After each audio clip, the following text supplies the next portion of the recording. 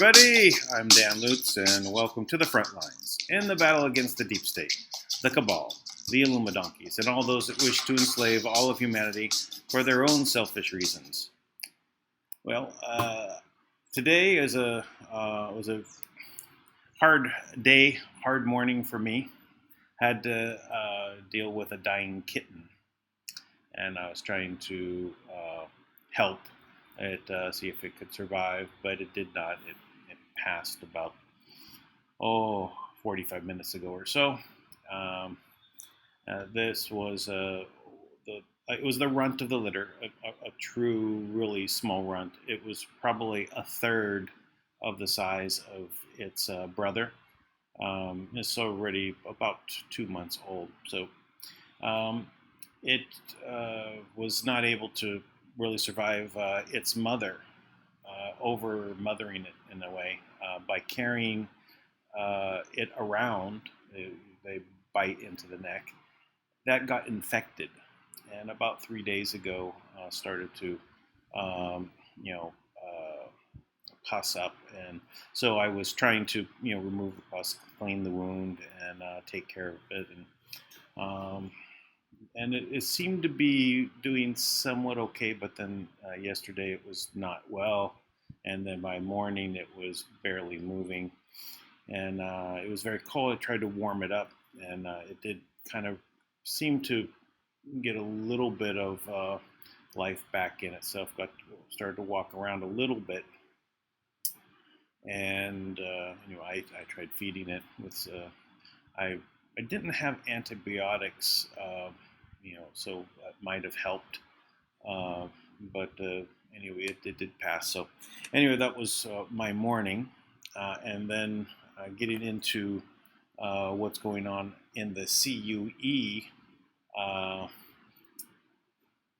Those guys board, and on the number 17 maps.pub, I found that there were lots of giant booms that have been sent off, and the what has happened was there was a very, very, very long list of Republicans and Democrats that were absorbed into this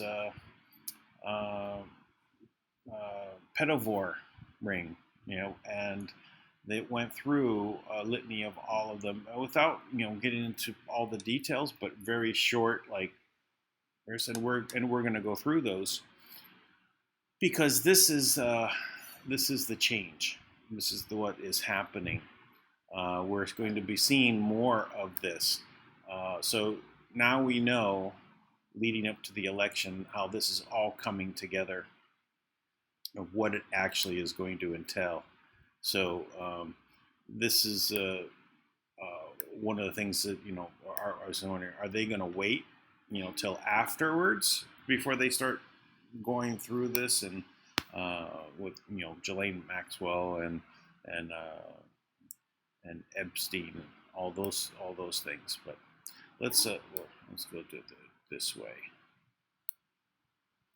So I'm going to go backwards through the Q post as opposed to forwards, and it's because there is just so many here.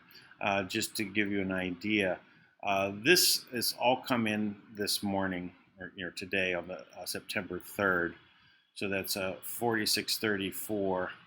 And if you see, I've colored each one of these as individual people that they're talking about. But it just goes on through several of these.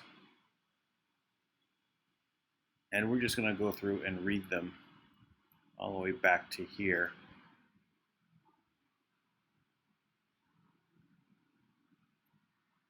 And this is really where we left off, is over here with this, showing the DNC logo, right, for their election, and how it's similar to Baphomet. So this is kind of where we left off on August 27th. This came in on September 2nd, which is, we will cover this, but we'll cover that at the end. I'm just going to go this direction from the last to the backwards, just because the important part of all of this is this one, 4634. Why did it take a political outsider to finally confront China? And the reason is all the rest of these posts. So 4634, we have to go through all of these. So we're just going to go through them. So we'll start here. So so it's Republicans and Democrats, right? You know, it's both parties. They are the same. Republican benefactor of conservative Christian groups, Richard A. Danson Sr., was charged with rape for allegedly paying a 15-year-old girl for sex. Danson, 62, who is married with grown children and several grandchildren, has allegedly told police that over the past decade he paid more than $1 million to have sex with a large number of young women. So next, Democrat donor and billionaire Jeffrey Epstein ran an underage sex brothel, and was convicted of soliciting underage girls for prostitution. Next, Democrat New York Congressman Anthony Weiner pled guilty to transferring obscene material to a minor as part of a plea agreement for sexting and sending Twitter DMs to an underage girls as young as 15. Next is Democrat donor activist and Hollywood producer Harvey Weinstein is being criminally prosecuted and civilly sued for years of sexual abuse. That is a well-known secret in Hollywood, including underage sexual activities with aspiring female actresses. Next, Democrat activist and #MeToo proponent Asia Argento settled a lawsuit for sexual harassment stemming from sexual activities with an underage actor. Next, Democratic mayor of Racine, Wisconsin, Gary Becker, was convicted of attempting child seduction, child pornography, and other child sex crimes. Next, Democratic Seattle Mayor Ed Murray resigned after multiple accusations of child sexual abuse were levied against him, including by family members. Next, Democrat activist and aide to New York Mayor de Blasio, Jacob Schwartz, was arrested on possession of 3,000 plus child pornography images. Next, Democrat activist and actor Russell Simmons was sued based on allegations of sexual assault where we co-starred with an underage model for sex. Democrat Governor of Oregon Neil Goldschmidt, after being caught by a newspaper, publicly admitted to having past sexual relations with a 13-year-old girl after the statute of limitations on the rape charges had expired. Well, I didn't know that there was a statute of limitations. That's interesting. Next, Democrat Illinois Congressman Mel Reynolds resigned from Congress after he was convicted of statutory rape of a 16-year-old campus volunteer. Next, Democrat New York Congressman Fred Richmond was arrested in Washington, D.C. for soliciting sex from a 16-year-old boy. Next, Democrat activist, donor, and director Roman Polanski fled the country after pleading guilty for statutory rape of a 13-year-old girl. Next, Democrats in Hollywood actors still defend him to this day, including Whoopi Goldberg, Martin Scorsese, Woody Allen, David Lynch, Wim Wenders, Pedro Almodovar, Tilda Swinton, and Monica Bruselli. And that's all part of this Democrat activist, Roman Polanski. So next, Democrat state senator from Alaska, George Jacko, was found guilty of sexual harassment of underage legislative Page. Next is Democrat Senator Representative candidate for Colorado, Andrew Myers, was convicted of possession of child pornography and inciting children. Next, Democratic Illinois Congressman Gus Savage was investigated by the Democrat-controlled House Committee on ethics of attempting to rape an underage female Peace Corps volunteer in Zaire. The committee concluded that while the event did occur, his apology was sufficient and took no further action. Next, Democrat activist donor, spokesman for Subway, Jared Fogle, was convicted of distribution and receipt of child pornography and traveled to engage in illicit sexual contact with a minor. Next, Democrat State Department official Carly Carey, under Hillary Clinton's State Department, was arrested on 10 counts of child porn possession. Next, Democrat Maine Assistant Attorney General James Cameron was sentenced to just over 15 years in federal prison for 7 counts of child porn possession, receipt of transmission. A Democrat State Department official, Democrat State Department official Daniel Rosen, under Hillary Clinton's State Department, was arrested and charged with allegedly soliciting sex from a minor over the internet. Next, Democrat State Department official James Cafferty pled guilty to 1 count of transportation of child pornography. Next, Democrat radio host Bernie Ward pled guilty to 1 count of sending child pornography over the internet. The Democrat Deputy General from California, Raymond Liddy, was arrested for possession of child pornography. Okay, then that's the end of that particular Q post, and then it goes on. And they are all that long. So next, 4632, again, going backwards, Republican activist Marty Glickman, aka Republican Marty, was taken into custody by Florida police on 4 counts of unlawful sexual activity with an underage girl and 1 count of delivering drug LSD.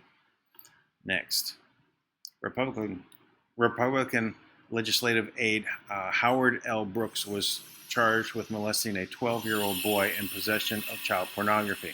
Next, Republican state candidate John Hathaway was accused of having sex with a 12-year-old babysitter and withdrew his candidacy after allegations were reported in the media.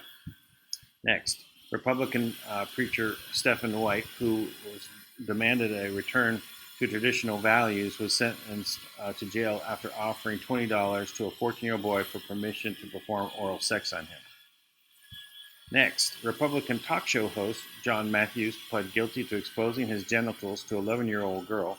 Republican anti-gay activist Earl Butch Cumberling was sentenced to 40 years in prison for molesting an 8-year-old girl after he attempted to stop a gay couple from adopting her.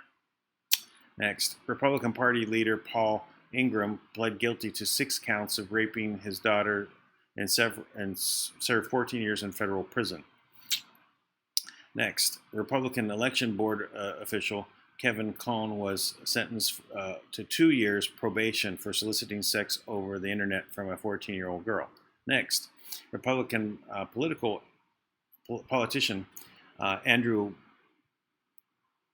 Burr was charged with 2 counts of first-degree sodomy with a 13-year-old boy. Next, Republican politician Kenneth Westmoreland was arrested on several felony counts of lewd and lascivious exhibition to girls under the age of 16, exposing himself to children. Oh. 1 moment, sorry, battery going low. Next, Republican anti-abortion activist John Allen Burt was charged with sexual misconduct involving a 15-year-old girl. Republican County, I guess this is next also. Republican County Councilman Kaloyola was a child's plead guilty to molesting a male child. Next, Republican activist John Butler was charged with criminal sexual assault on a teenage girl. Republican candidate Richard Gardner admitted to molesting two daughters. Next, Republican councilman and former Marine Jack W. Gardner was convicted of molesting a 13-year-old girl.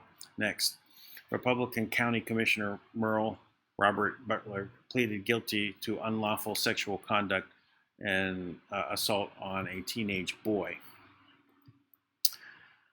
Republican City Councilman Fred C. Smeltzer Jr. pled no contest to raping a 15-year-old girl and served 6 months in prison. Next, Republican activist Parker J. Bentna pleaded guilty to possession of child pornography on his home computer and was sentenced to 30 months in federal prison and fined $18,000. Next, Republican payroll board officer and former Colorado State Representative Larry Jack Schwartz, however you say that last name, was fired after child pornography was found on his possession. Next, Republican strategist and Citadel Military College graduate Robin Vanderwall was convicted in Virginia of 5 counts of soliciting sex from boys and girls over the internet. Next, Republican City Councilman Mark Harris, who is described as a good military man and churchgoer, was convicted of repeatedly having sex with an 11-year-old girl and sentenced to 12 years in prison.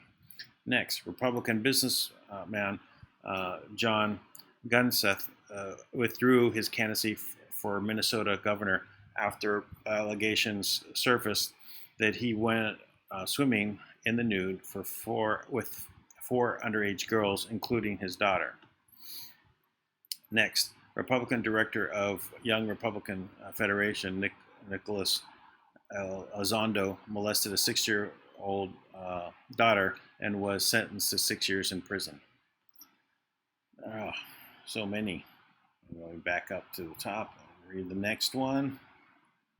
Okay, 4631. Democrat California Congressman Tony Cardenza is being sued in LA County for allegedly sexually abused a 16-year-old girl. Next, Democratic aide to Senator Barbara Boxer, Jeff Resido, pled guilty to charges of trading in child pornography. Next, Democrat Alaskan State Representative Dean Westlake resigned from his seat after the media published a report alleging he fathered a child with a 16-year-old girl when he was 28. Next is Democrat New Jersey State Assemblyman Neil Cohen was convicted of possession and distribution of child pornography.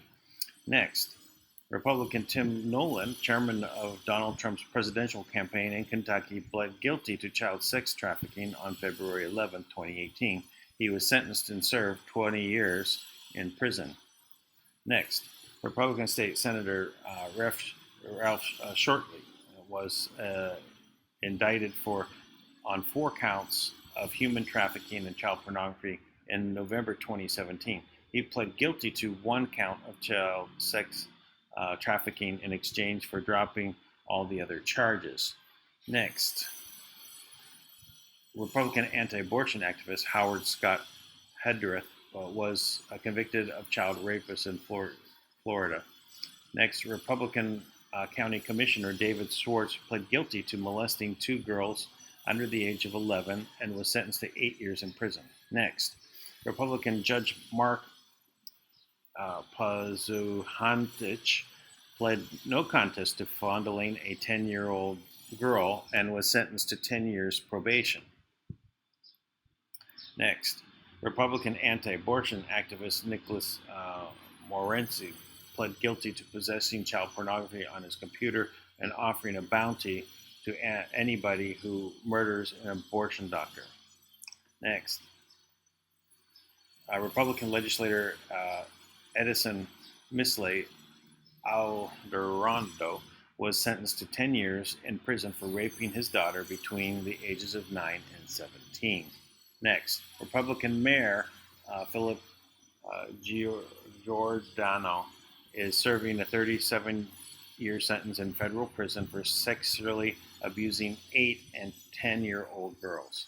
Next, Republican campaign consultant Tom Shortridge was sentenced to 3 years probation after taking nude photos of a 15-year-old girl. Next, Republican Senator Tom Thurmond, a notable racist, had sex with a 15-year-old black girl, which produced a child. Next, Republican pastor Mike Hintz, whom George W. Bush commented during the 2004 presidential campaign, surrendered to police after admitting to a sexual affair with female juvenile. Next, Republican legislator Peter Dipple pleaded no contest to having an inappropriate relationship with a 13-year-old girl. Next, Republican Congressman Donald Buzz Lukens was found guilty of having sex with female minor and sentenced to 1 month in jail. Next, Republican fundraiser Richard A. Delgadillo was found guilty of child porn charges and paying 2 teenage girls to pose for sexual photos.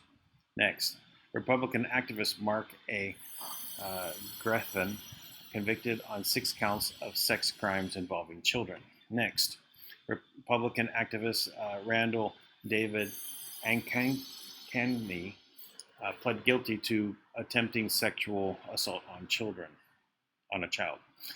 Next, Republican Congressman Dan Crane had sex with a female minor working as a congressional page. Next, Republican activist Christian Coalition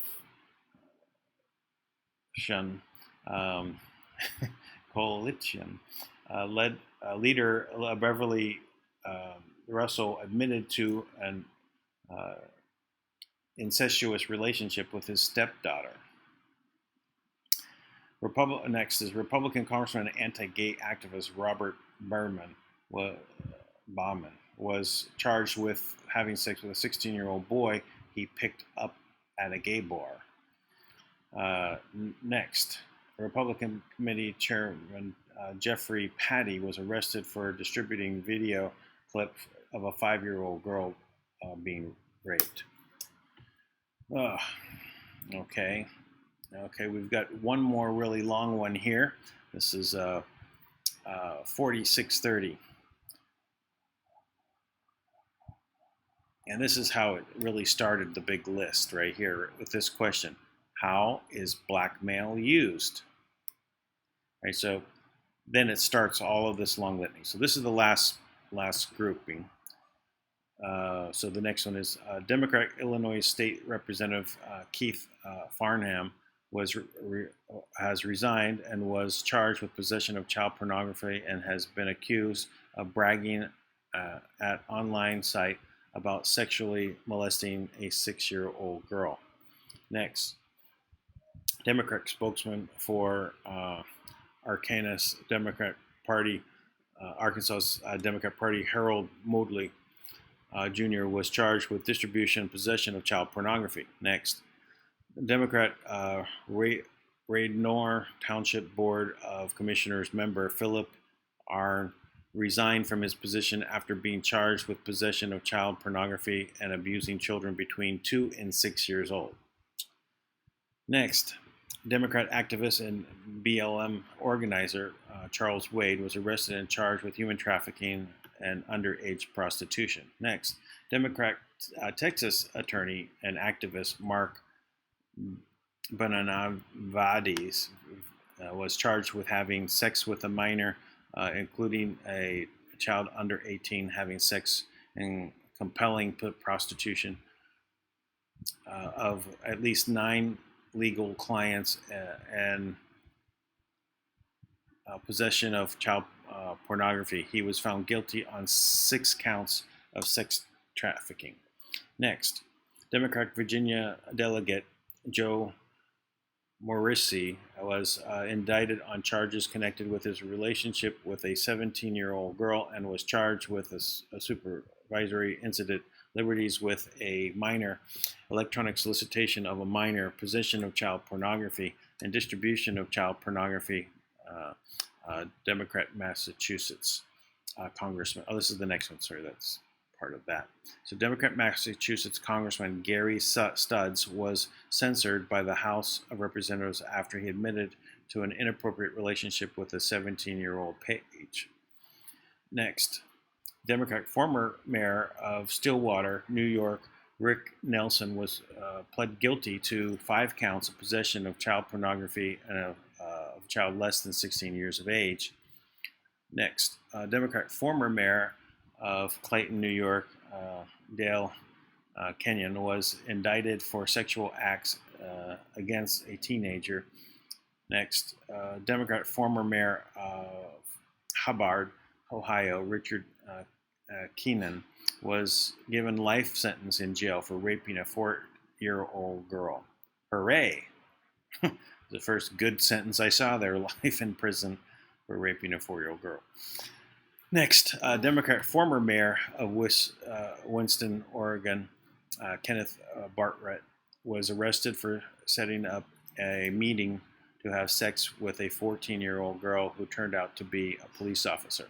Next, Democrat former mayor of Randolph, Nebraska, Dwayne L.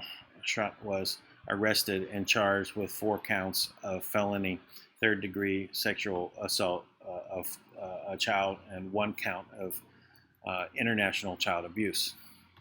Next, Democrat former mayor Dawson, Georgia, Christopher Wright, was indicted on charges of aggravated child molestation, aggravated sodomy, rape, child molestation, and statutory rape of an 11-year-old boy and a 12-year-old girl. Next, Democrat former mayor of Stockton, California, Anthony Silva, was charged with providing alcohol to young adults during a game of strip poker that included a 16-year-old boy at a camp for underprivileged children run by the mayor.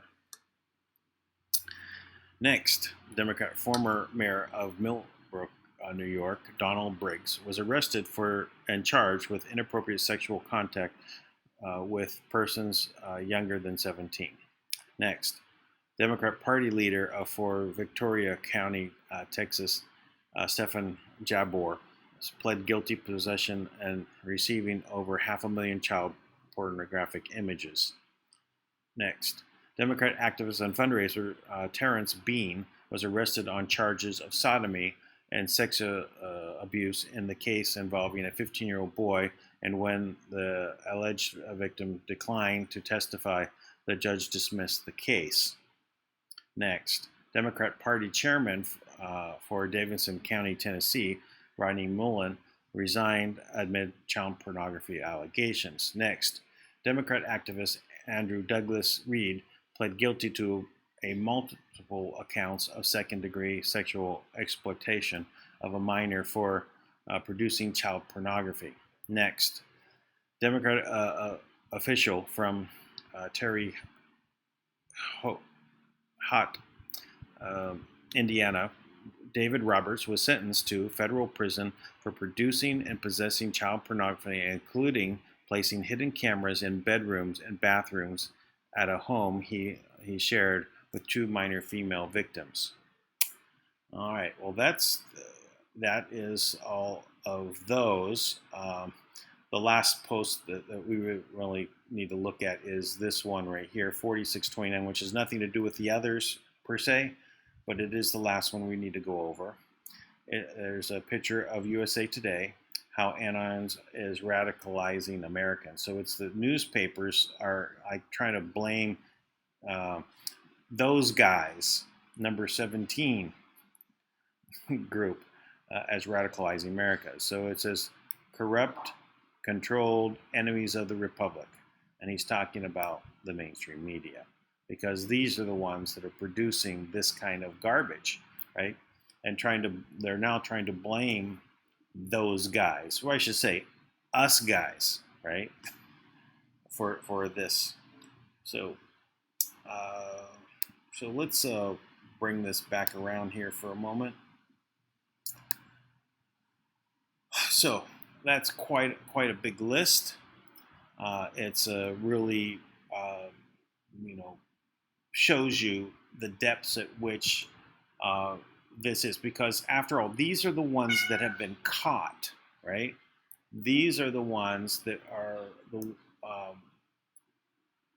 in the spotlight and were caught. And it's such a long list as it is. So the question comes in is like, how many have not been caught? And I would say that as unthinkable, but we must think about it, that it is that it is the majority. It is a super majority that got caught up in this.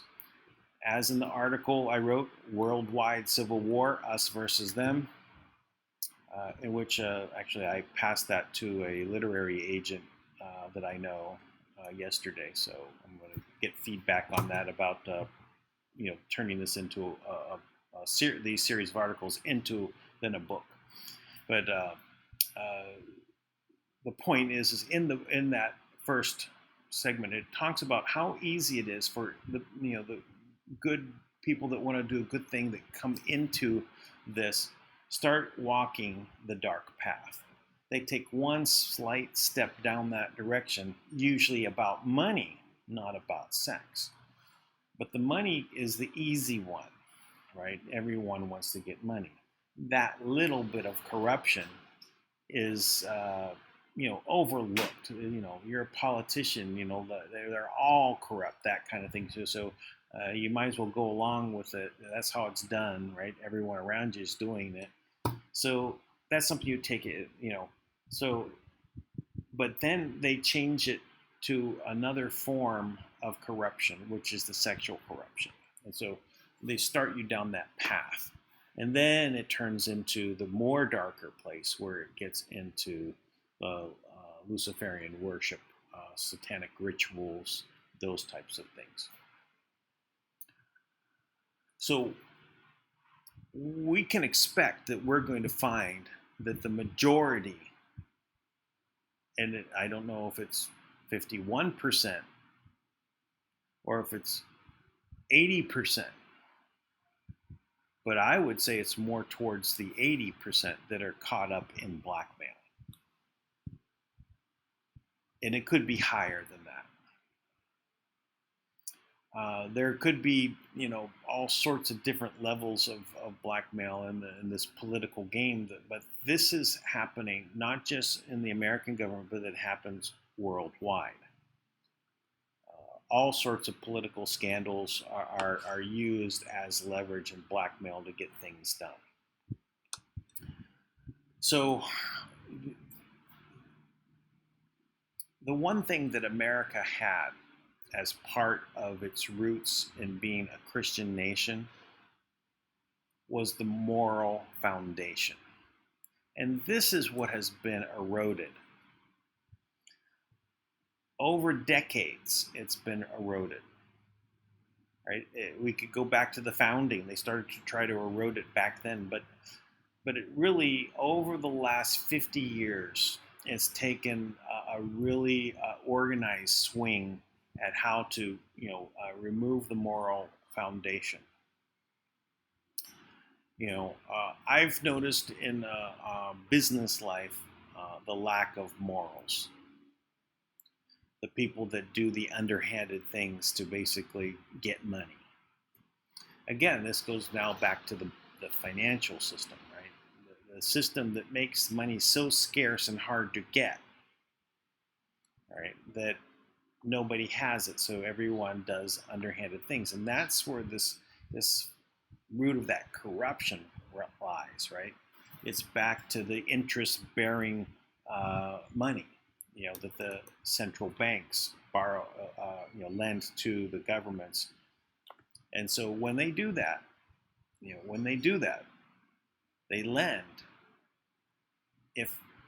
If a country gets their 100% of their money from the central bank, right, and then they charge interest.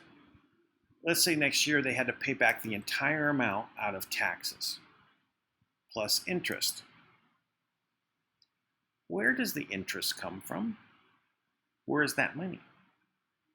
Well, if it came from the central bank, you only took out the 100%. Where's that interest? Let's say it was 1%. Where is that 1%? Now it's higher than that, but let's just say it's 1%. Even at such at 1%, it has to come from somewhere. Well, all money comes from the central bank, so you have to go back to the central bank and borrow to pay the interest back to them.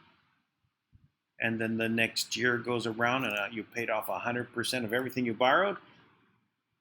But now there is that first 1%, and well, there's another 1%. So it keeps ratcheting up year by year by year by year until there's no way that you have enough even to pay the interest, let alone the principal. So that's why it starts this system of no asset behind the money, charging interest on it. It's not worth anything, but what it does is it drains away the energy from the people that are working on it. So this scarcity creates a mindset of scarcity that is a boom-bust cycle scarcity. It's not enough oil, gas prices go up. Why? There's plenty of oil. All the booms and bust cycles that happen in the oil industry when there's been plenty of oil all along, it's because it's meant to be a pump and extract, right? So this core foundational issue of the interest-bearing money from a central bank is the root of all evil, right? Because this is how those people start getting corrupted, is to take that money. And once they get hooked with the money, then they really get them on the sex and the possibility of losing their family, younger and younger children, to get them more and more locked down. So they'll do whatever they want, to the point where they say, listen, we're going to burn the city. We're going to burn all the cities down and we're going to start over. You're going to go along with that, right? And they do, because they're blackmailed. They have stuff on them. And that's what we're dealing with here. So let me see. Let me look and check how we're doing on the broadcast anyway. Okay, so we've got some people in the room. Hello, everybody. 25 viewers at the moment. I'm not offended by your content, just your music. Ha ha ha. Okay, fine.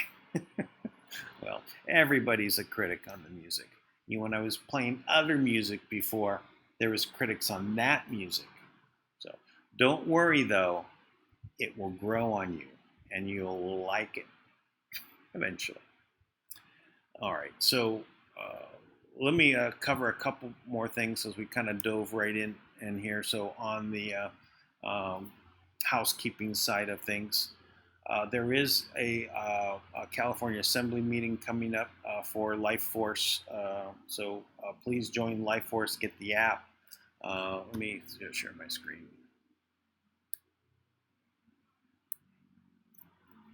So basically this Thursday, 7 p.m. Pacific Standard Time is the Assembly meeting. Here's the Zoom link. You can get it again by joining the California Assembly. There are many assemblies there. All right, now I belong to two groups. I'm in the Assembly and the Life Force Enforcement Unit. You can look up members. You can follow members. You can follow the different groups.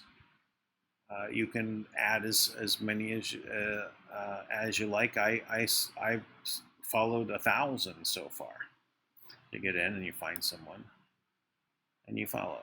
Now, there are some people posted the logo, which was something that was asked as like part of a kind of a campaign kind of ideas that everyone would use the logo here, but people were using their profile pics, saying hello. So anyway, so there you go there. I'm going to, let me just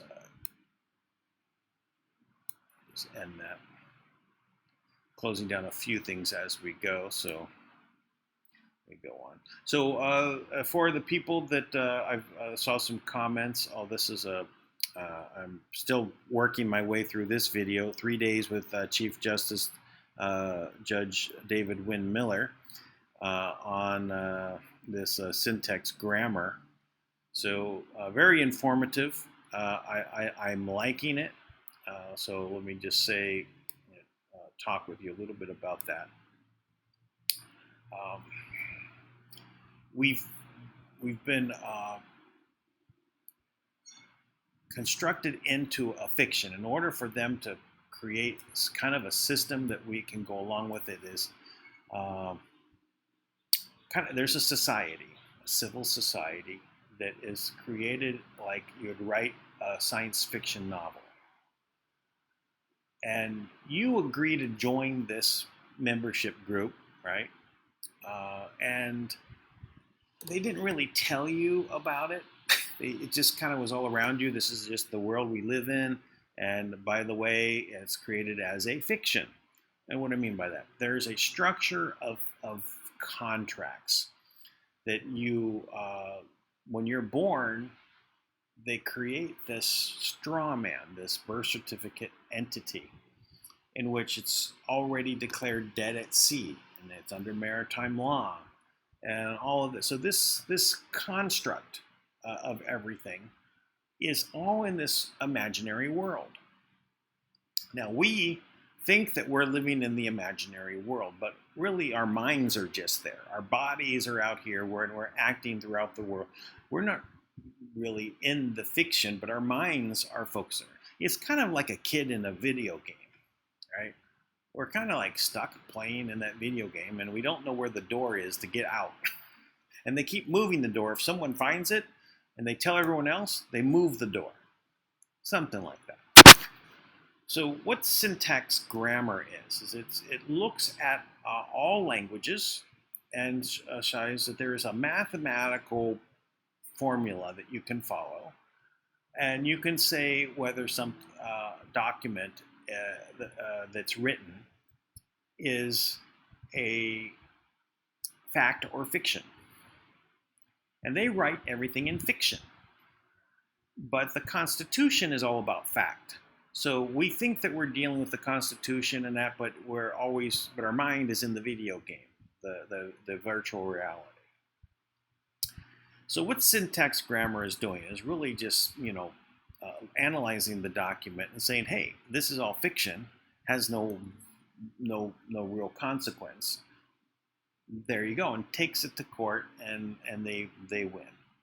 Now it's interesting because I like the math side of it, and it's really that I can see that when you add 1 + 1 and it equals 2, great.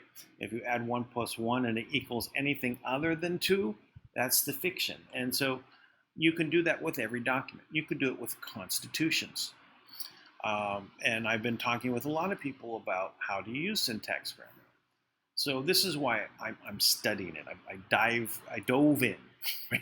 So I'm swimming around, and I like what I'm seeing. Now, how well does this get to help you in dealing with fighting and keeping a home in a mortgage battle and all this kind of stuff?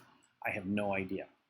And I think anytime you do any of that kind of stuff, when you're poking the bear, you have to be up on your game, and you have to, do it the exact correct way, and you will get some positive results. But it's not easy. That being said, the world is changing. That fiction is dying, right? There's doorways opening up all over the place to get out, right? So as that is dying, what we don't want to do is jump into another fiction. So it's good to have this knowledge of what we're actually wanting to do is be in fact, and act out of that, and act in honor and integrity. And that gets back to the morals and the business pursuit. Right? So I brought that up earlier, and when I made my trip to China, and I had conversations with the people there. The conversation that I think is most profound with everyone is that they realized themselves that they eliminated morality from their society. They did that when they eliminated God. They eliminated religion. Anything to do with God and religion, they basically substituted, the Communist Party, which we know was set up as dedicated to Lucifer. So this is a system that's anti-God. So without morals, what I notice is that they reverted to loyalty to those directly associated with you and no others. Anyone outside of that circle, no morality, do whatever you want. Doesn't matter. So, but those you're directly loyal to, then that's what you do. So loyalty is what's replaced morality, as I see it in China. When we look back into our society, and we're looking at the morality that was existing while I was growing up, I saw many people acting morally and gave their word, and if they said something, that's what they meant. It didn't mean that they just changed their mind later. Said, well, no, I told them I was going to do this, so this is what I'm going to do. It wasn't like, well, I meant to do that, and something came up, and I really couldn't do it, and but really they just didn't want to follow through, and they gave their word, and they didn't honor it. So the morality has become very problematic in society, and that was by design, by this cancer, and it is an evil that is sweeping the planet. And their method of control over most of the people, the political levers, are controlled by their puppets. That they put the strings of blackmail on them, and when they proceed and they do what they're told, they're rewarded with money. Again, back to that scarcity mindset. I'll do everything that I can to get the money because there isn't much around, and no matter I do, everyone else is doing it. Again, morality has lapsed. And, you can get also into the conversation of ethics as well, about things. But every moral society has their own ethics, and so ethics is tied to morality. So you have to look at, what is it that we're looking to do, and we really need to focus on the basics. Protect our children. Protect our children. Don't shoot them up with all sorts of things. We have no idea what's going to happen to them. And by the way, it's obviously causing problems more than what they're supposedly curing with these vaccines. Don't put them in schools that are brainwashing them to think that the country's bad. I thought that while my kids were going through school, and I kept fighting and fighting. I said, why are you teaching this kind of stuff? Why is Christopher Columbus bad again? Can't we focus on the good parts? Why you want to bring up the bad parts? I mean, everyone, you're going to find bad parts about everyone. Why you want to focus? It's because they have an agenda, right? And that agenda is to destroy the history, the good parts, make everyone hate the country. The problem is it's the children that have grown up in this system. The good thing about it is that kids tend to rebel against what they're being told. So I think we get more kids waking up to the reality that something is not quite right. After all, they played the video games. They know what the fiction is. So they have a perspective on things. I think we see a lot of young people waking up. So I feel good about what things are happening there. So, Anyway, back around to syntax grammar. I'm going to continue to dive in. I want to make a comment. I was talking with Tim yesterday, who's also into syntax grammar, one of the first people I had in-depth conversations about it a year ago,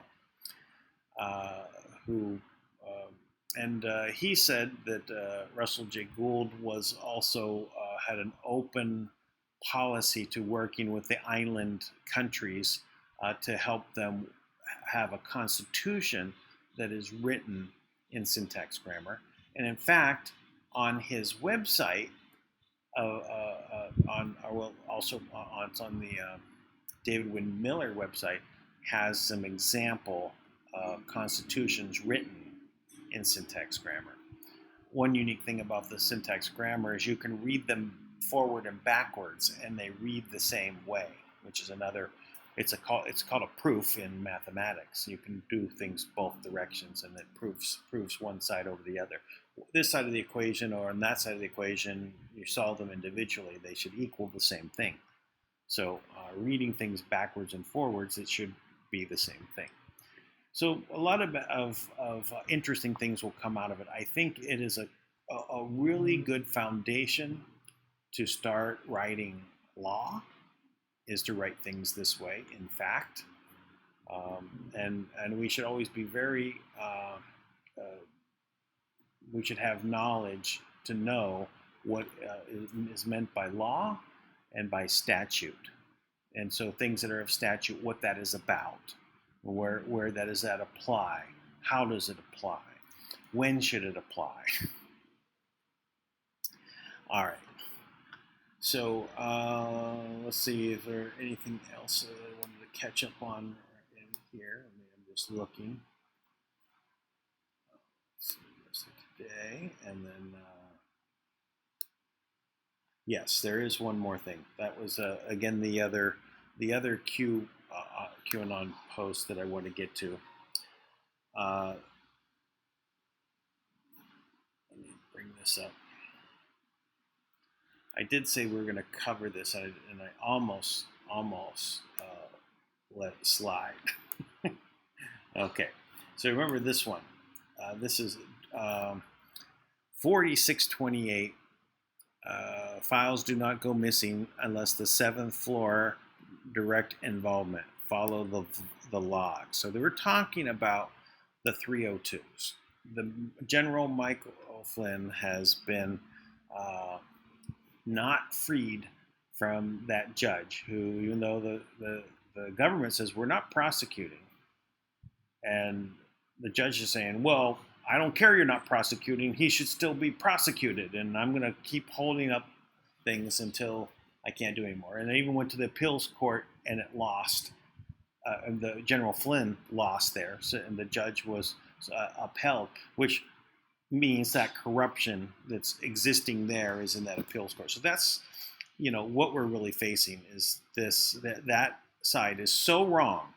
There is no doubt that appeals court is completely wrong, but they're still holding up. They're trying to, survive as best they can. So this is what that link takes us to. This is FBI services. This is the privacy impact assessment for the Sentinel system, right? So what is the Sentinel system? This is a date approved is May of 2014. So this is in place. So introduction. In conducting investigations, employees of the Federal Bureau of Investigation are required to record all activity and document all information using case files. The case file is a central system for holding these records and managing investigation resources. As a result, the case file includes documentation from the inception of a case to its conclusion. The FBI uses the case file to manage all criminal and intelligence gathering activities, as well as for personal support and administrative matters. So that's what it is. But here's a couple parts that I think are pretty important. So upon approval, the Sentinel system serializes and uploads documents onto Sentinel repositories where the documents will become part of the official FBI case file. Sentinel Documents manages case files from inception to closure. So everything is in the Sentinel system, is what they're saying. The accuracy of the information. So the FBI, which includes multiple levels of oversight and review of both internally and external from the Bureau, ensure that the information is checked for accuracy. So basically, anything that's put in, it's supposed to have been checked over thoroughly. So information from the Sentinel is subject to National Archives and Record Administrative information entered into the Sentinel to keep accordingly the appropriate record schedule for that individual record. The record schedule depends on and is determined by the type of data that the case of classification. For example, in a case in the Sentinel could be a public corruption case, counterterrorism, or a terrorism case. FBI's Records Management Division follows processes and procedures for a deposition of schedules depending on the type of records maintained with the Sentinel. So they put a lot of effort into making sure this Sentinel system is accurate, right? So that they want to make sure that everything is there and it's been put in properly. This also provides that there's an audit data and a system log, so you can follow who's accessing it. Let's scroll down here. It's a fairly long document, but there's another point I want to get to.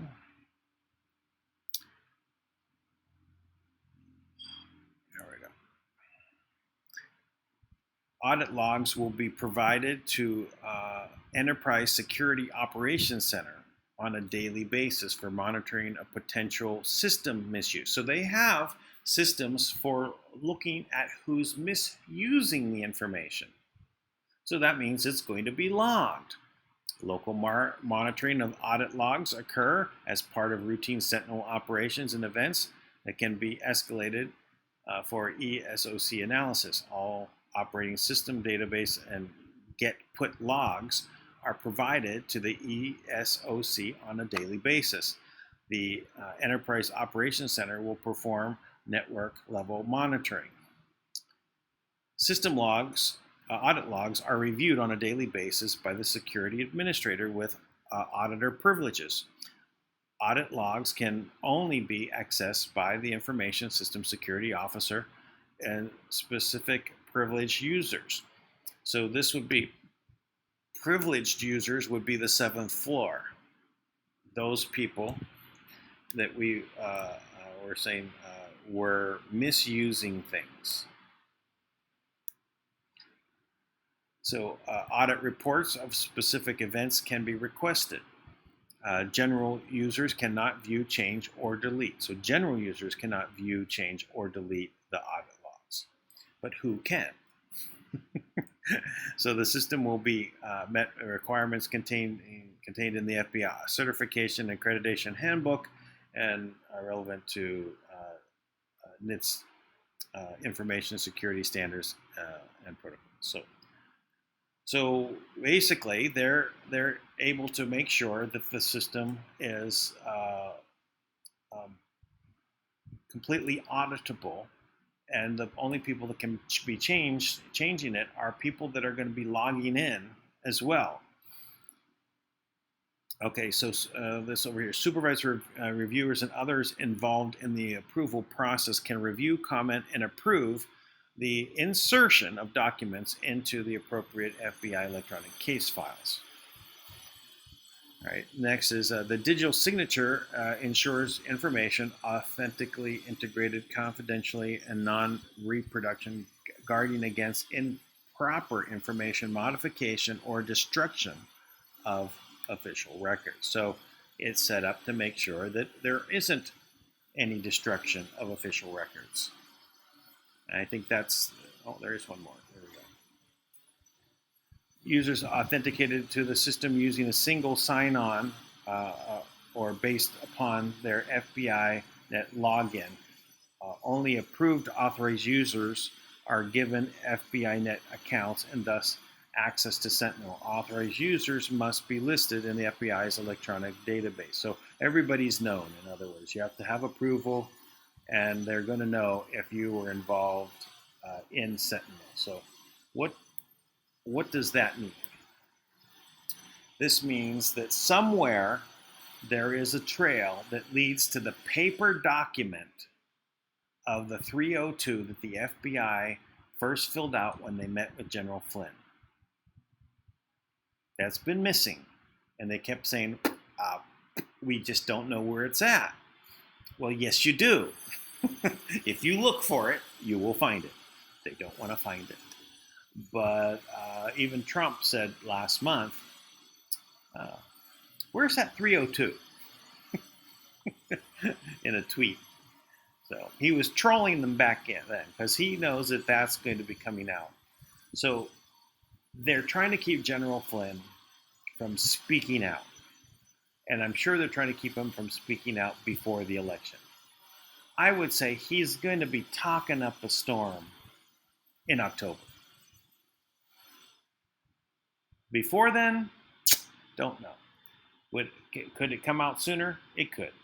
But it sounds like a good October surprise confirmation of how bad things really were in the Obama administration and Biden administration. So I think we're going to see that happen. All right, so that concludes all of the Q posts for